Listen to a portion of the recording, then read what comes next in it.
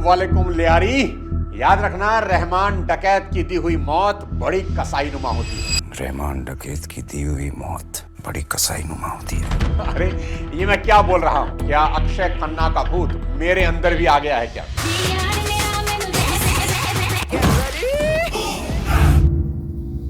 नमस्कार दोस्तों, मैं सोनू शर्मा। आज सिर्फ अक्षय खन्ना की बात नहीं करूंगा, आज बात करूंगा उस माइंडसेट की जिसने दुनिया के सारे सक्सेस फॉर्मूलाज को डस्टबिन में डाल दिया है।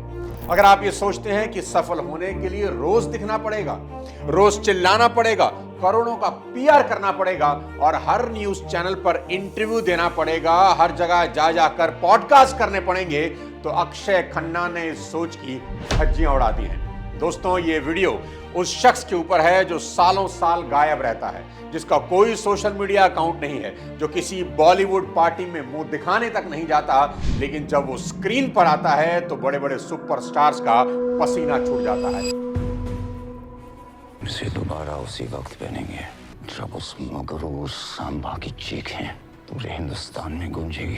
हैरान कर देने वाला मैच सुनिए। फिल्म धुरंधर में लीड एक्टर रणवीर सिंह ने लिए 50 करोड़ रुपए और अक्षय खन्ना ने लिए मात्र 2.5 करोड़। लेकिन जैसे ही फिल्म खत्म हुई और लोग थिएटर से बाहर निकले तो उनकी जुबान पर 50 करोड़ लेने वाले रणवीर सिंह का नाम नहीं था, सभी जबान पर सिर्फ एक ही नाम गूंज रहा था, रहमान डकैत। Akshay Khanna was the villain of the film, but still he ate. Akshay Khanna की एक्टिंग एक नंबर थी भाई, बहुत मजा आया। अक्षय खन्ना की एक्टिंग लाजवाब भैया, खा गया पूरी पिक्चर में, सबको खा गया वो। इसे कहते हैं वैल्यू क्रिएशन, इसे कहते हैं इम्पैक्ट। और क्रेज का आलम देखिए, फिल्म पाकिस्तान में बैन है, लेकिन वहां के बड़े नेता बिलावल भुट्टो जब महफिल में एंट्री लेते हैं तो बैकग्राउंड में अक्षय खन्ना का गाना बजता है।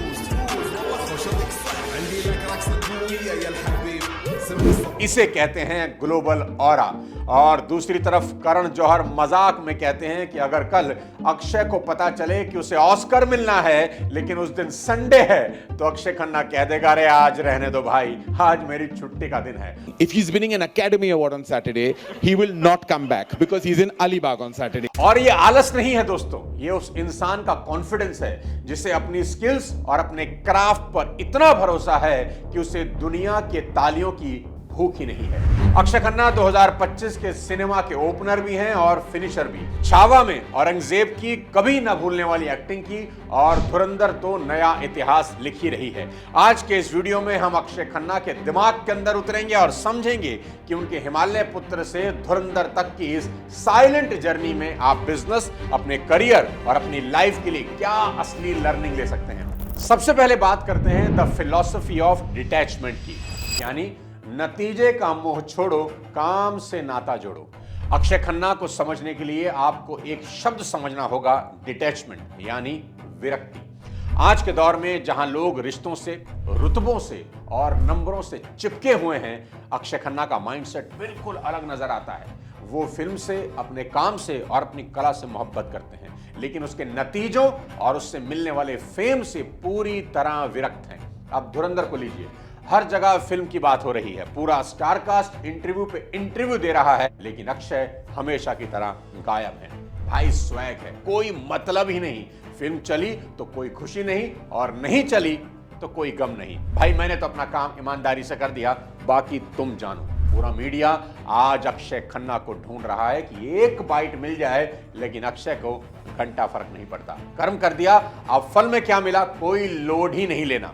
और इस एटीट्यूड की शुरुआत आज से नहीं, उनकी डेब्यूट फिल्म हिमालय पुत्र से हुई। आज मेरा बेटा अक्षय खन्ना भी मेरी फिल्म हिमालय पुत्र से फिल्मों में प्रवेश कर रहा है। न वो इनकार करती है, न वो इकरार करती है। पिता विनोद खन्ना ने करोड़ों लगाए, फिल्म फ्लॉप हो गई।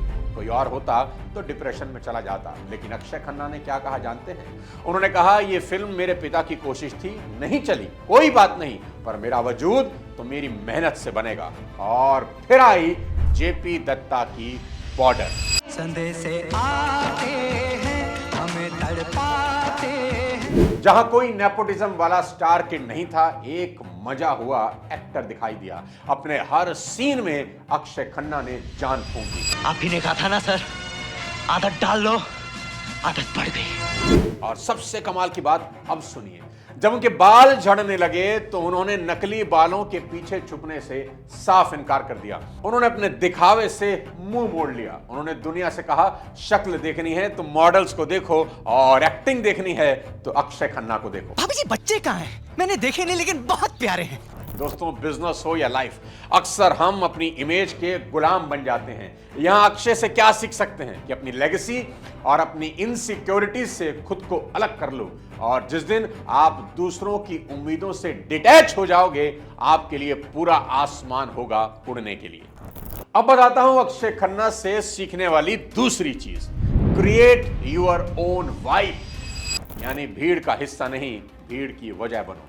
दोस्तों, सफलता का मतलब सिर्फ नंबर 1 बनना नहीं होता। सफलता का मतलब है खुद को एक ऐसे स्टैंडर्ड पर खड़ा करना जहां आपका सब्स्टिट्यूट ढूंढना ही मुश्किल हो जाए। अक्षय ने साबित किया कि आप साइड में खड़े होकर भी पूरी महफिल लूट सकते हो। याद करिए, दिल चाहता है। सामने आमिर खान खड़े थे, मिस्टर परफेक्शनिस्ट, सारी लाइमलाइट, सारे पंच लाइन उनके पास थे, लेकिन अक्षय ने सिद्धार्थ की उस खामोशी में वो जान फूंकी कि फिल्म खत्म होने के बाद लोग उस पेंटर के इश्क में गिर गए।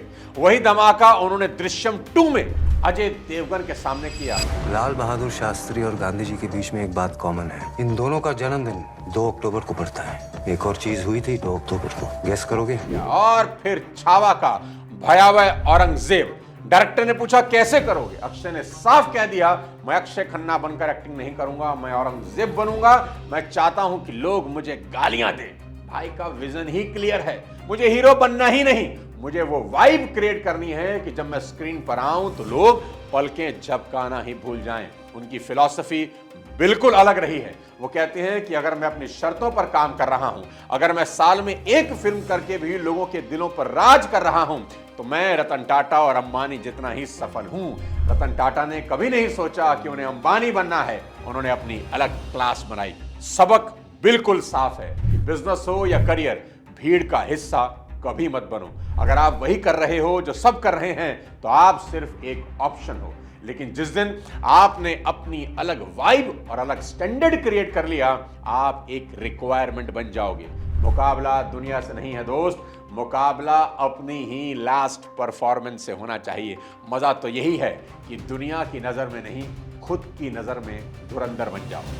अब सीखते हैं अक्षय खन्ना से लर्निंग नंबर 3, जोमो यानी जॉय ऑफ मिसिंग आउट की दुनिया फोमो की शिकार है।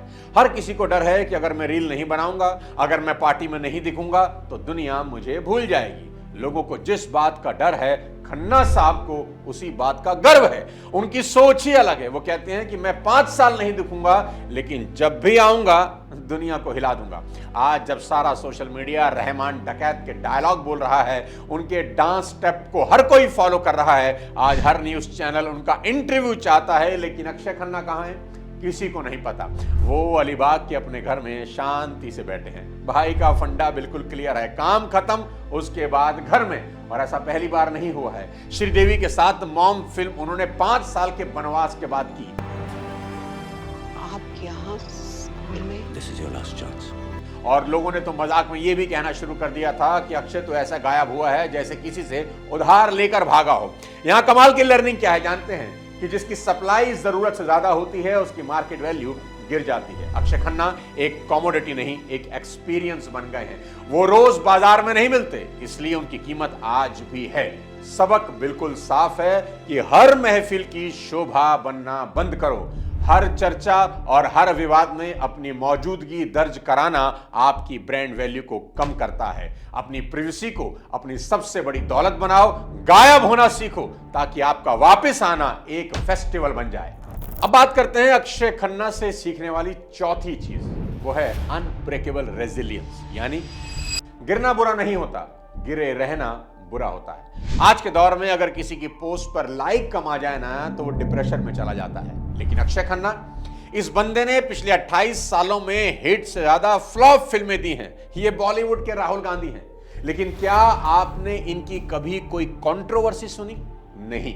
अक्षय ने खुद माना, हां मैंने गलत फिल्में साइन की जो नहीं करनी चाहिए थी। फराह खान की आई 30 मार खान में वो मजाक का पात्र बन गई। लोगों ने तो यहां तक कह दिया कि इससे अच्छी एक्टिंग तो हमारे घर के जानवर भी कर लेते हैं, पर उन्होंने अपनी हर गलती को संजीदगी से एक्सेप्ट किया।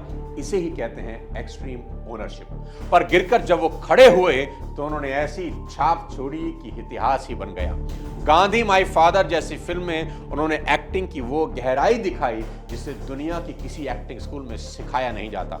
बा, मैंने उससे कहा कि ये मेरी बा के लिए है, तो उसने दे दिया। उसने कहा पैसे की जरूरत नहीं है, अगर तू ये नहीं खाएगी तो मुझे वापस दे दो बा। 28 साल से ये बंदा चुपचाप अपनी तलवार की धार तेज कर रहा है। सबक बिल्कुल साफ है।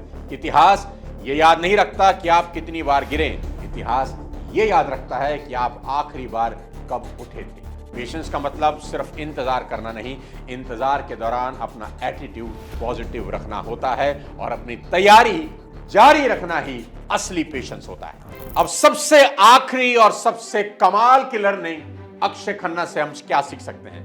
मास्टरी ऑफ क्राफ्ट, यानी कंपटीशन को इररेलेवेंट कर दो और कंपैरिजन में पड़ो ही मत।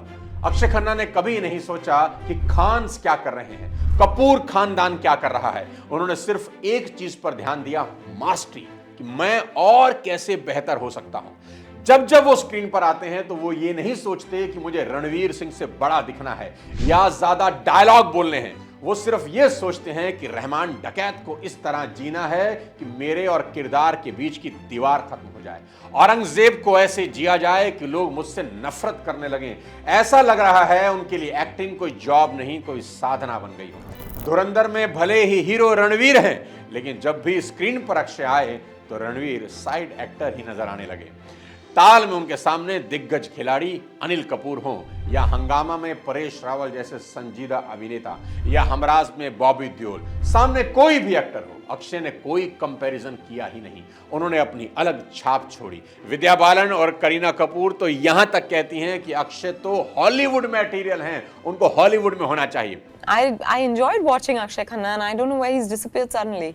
Akshay Khanna is the right person to go to Hollywood क्योंकि उसकी performances जो होती है माइंड ब्लोइंग। सबक बिल्कुल साफ है कि अगर आप अपने कॉम्पिटिटर को देखकर अपना बिजनेस चलाते हो और हर घड़ी उसके हिसाब से बदलते हो तो आप हमेशा नंबर 2 रहोगे। लेकिन जिस दिन आपने अपने काम में मास्टरी हासिल कर ली, उस दिन आप कंपटीशन से ऊपर उठ जाओगे। अक्षय खन्ना ने कंपटीशन को खत्म नहीं किया, उन्होंने उसे इररेलेवेंट बना दिया। रणवीर सिंह जैसे उम्दा कलाकार को बौना साबित करना आसान नहीं था, उनकी अपनी एक क्लास है, पर अक्षय ने यह बेहद आसानी से कर दिया। इसलिए कंपैरिजन के चक्कर में कभी नहीं पड़ो, अपनी खुद की लाइन बड़ी करना ही अक्षय खन्ना का सबसे बड़ा सबक है। अक्षय खन्ना की 28 साल की खामोशी आज एक ऐसी चिंगारी बनकर फटी है जिसने पूरे सक्सेस सिस्टम को हिलाकर रख दिया है।